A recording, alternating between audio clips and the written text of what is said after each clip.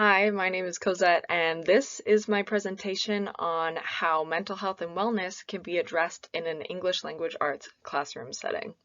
So I should probably start by defining what mental health even is, and that's actually pretty hard, I realize. So I just nabbed this definition from mentalhealth.gov, and I'll just read it to you. It says, mental health includes our emotional, psychological, and social well-being. It affects how we think, feel, and act. It also helps determine how we handle stress, relate to others, and make choices. Mental health is important at every stage of life, from childhood and adolescence through adulthood. So obviously, mental health is very important within the classroom because we as teachers are interacting with kids from childhood to adolescence and preparing them for adulthood. And part of that preparation includes mental health and wellness. These are some statistics that I grabbed from the CDC's website about how many kids and what age range they are and what kind of mental health they suffer from in percentage wise. I'm obviously not a math major, so I don't really know how to articulate that. But upon looking at this, I kind of thought at first that the percentages seemed kind of low, and then I realized a lot of mental health issues don't get addressed in someone's life until they reach adulthood. There is a stigma surrounding mental health and that it doesn't really affect kids. And so, although you may have a few students in your class who are suffering with mental health issues, chances are there are a lot more students that are simply unaware of issues they may have with their mental health simply because they haven't been diagnosed yet. Because kids spend so much time at school and so much of their young life revolves around school and what they do at school, our role as teachers in helping them learn to cope with mental health and practice good wellness in their life is pretty huge, and it can seem pretty daunting, especially because mental health is such a broad thing and it's very individualistic based on what kids may suffer with and what they may not struggle with and strengths that they have versus weaknesses, blah, blah, blah. So some of the roles that we as teachers can adopt as just a general rule is leading by example, in that we don't treat mental health with the same stigma that the world usually treats it with, and being open and vulnerable when addressing issues surrounding mental health and wellness. Another important thing is to not only teach students curriculum, but really good coping mechanisms when coping with pressure and with tests and with stress that can come from academics, and then being able to create lessons and curriculum in a way that aids students in their mental health instead of putting added pressure on them that ends up actually deteriorating their mental health. So the big source that I'm mainly going to focus on in addressing mental health in the classroom is a book by Kelly Gallagher, or Gallagher. I'm not actually sure how to pronounce that, but we had to read it in my CNI class.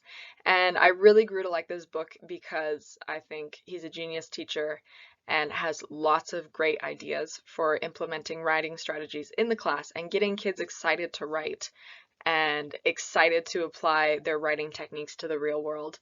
I especially like chapter 2 because it's about learning how to write expressively and reflectively. So Gallagher defines expressive writing as personal writing that tells how the author feels, and reflective writing as how events in the author's life have shaped them as a person. And so I find that this sort of reflecting and expressing aspect of ELA can be really beneficial in learning how to promote wellness and cope with mental health, because it allows students to address their feelings and cope with their feelings. And that's why it's the big focus of this presentation. What I'm going to do now is shift the focus a little bit and hone in on 4 specific writing activities that I thought would be effective in promoting mental health and wellness in an ELA setting. These are from the source that I previously mentioned, Write Like This by Kelly Gallagher.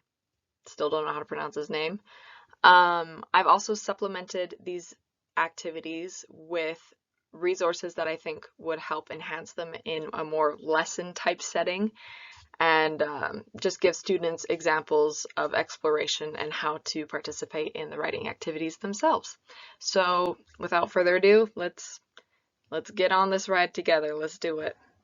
The first one that I want to talk about is called Favorite Mistakes, and it's an activity in which students reflect on a mistake that they've made in life and how it helped them learn and become better. And the reason I like this in a sort of mental health setting is because it teaches students that mistakes aren't that bad, and it teaches them to not be so hard on themselves, which if you have anxiety or depression is like a really big struggle, is that students often feel unmotivated because they feel like they're not good enough because of all the times they've messed up. But this helps students focus on the positive that can come from mistakes and the learning experience that they can have as a result. And I think that's it. That's all I wanted to say about this. As a resource slash source for this lesson, pop artist Ariana Grande very conveniently wrote a song called Best Mistake, and it's about the best mistake she ever made. And of course it's about love and relationships.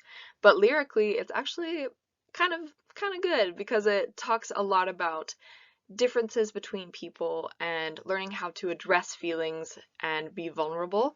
And so I think it's just a good example to show students that even Ariana Grande makes mistakes and is now making millions off of this song because of her mistakes. And so it teaches perspective, and it also gives students an example of a mistake that they could write about and ways in which they could reflect on how they learned from it. The next activity is called the bucket list, and it's where students pick an activity or a goal or something that they want to accomplish in their life before they kick the bucket, and then they write about what it is and why they chose that. Another reason why I like this activity is because it teaches goal setting, which helps with motivation, and again, teaching students how to have a future perspective instead of focusing on the struggles of the present. One of the hard realities of mental health and kids suffering with mental health issues is a lot of them have a hard time seeing themselves in the future simply because their present is so bleak. But if we teach them how to set goals and how to look forward to things in life, it can become easier for them to cope with their present struggles and see a way in which they can overcome them. This is my selected resource for the bucket list activity. I don't know if you've seen those videos by the company called Cut.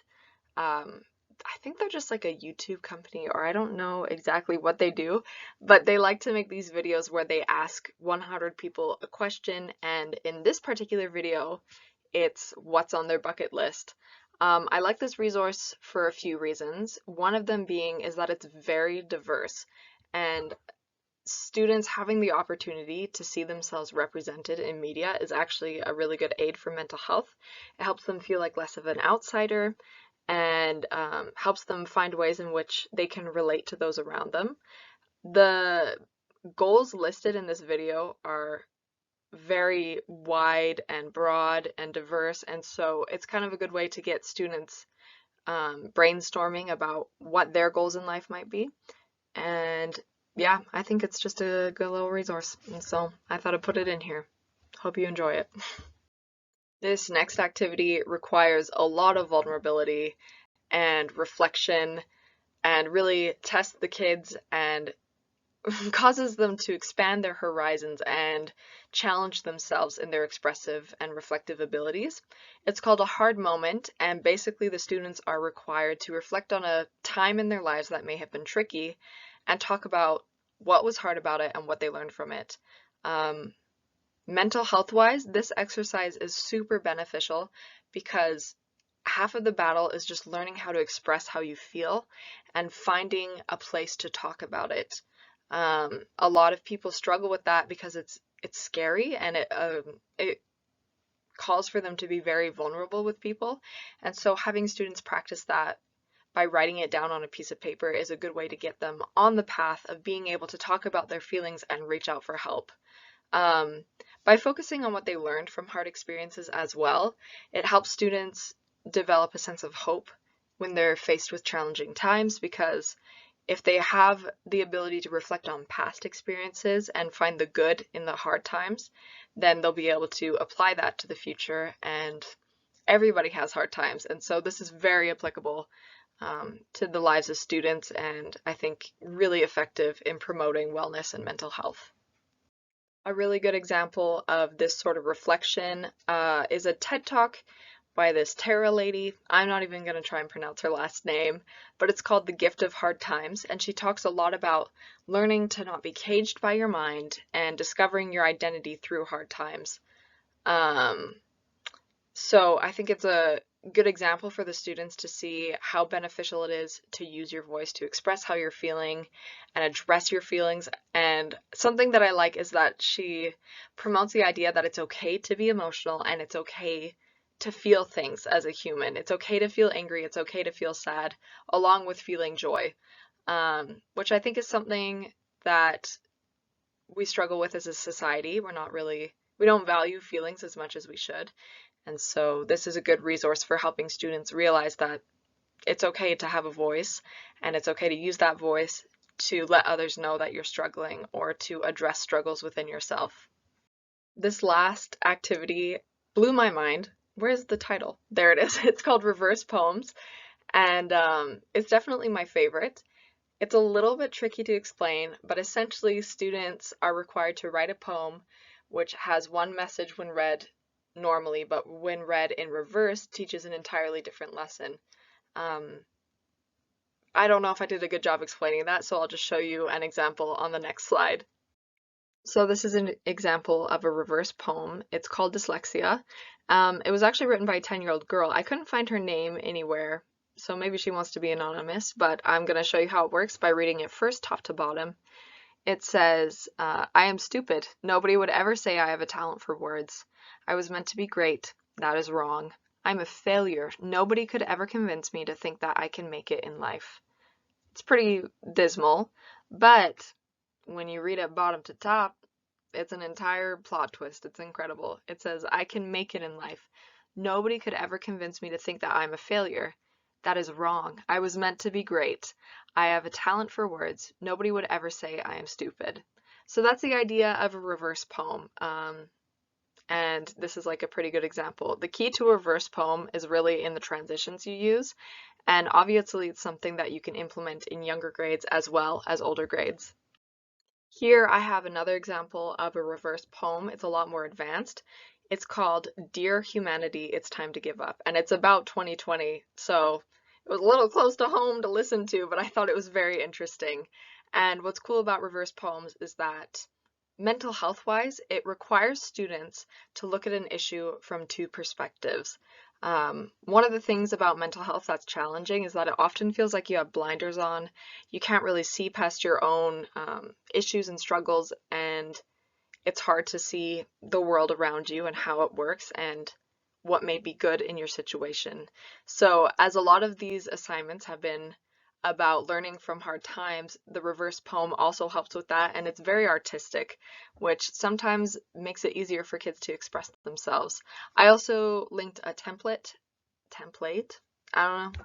Again, who knows words? I'm just an English major, but this is a template that helps kids fill in the blanks so they can practice writing their own reverse poems.